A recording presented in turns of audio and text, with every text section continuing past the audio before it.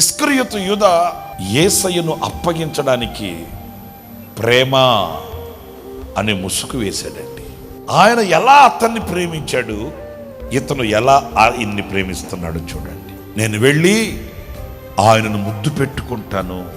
నేను అంటాను, యూదా నీ మీద ఎంత ప్రేమ చూపి నేను ప్రక్కన పెట్టుకున్నాడు ఆయన, ఎంత ప్రేమ చూపి నావలో ఆయనతో ఉంచుకున్నాడు నిన్ను.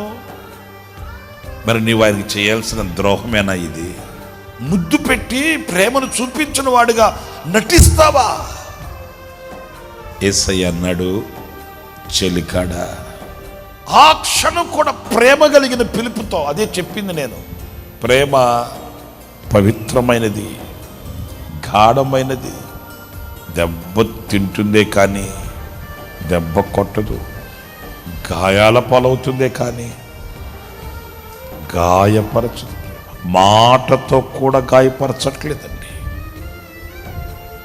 ఒకవేళ నేను యూదా నీ బ్రతుకేమవుతుందో చూడరా అట్లా అంటే అతడు గాయపడతాడేమో.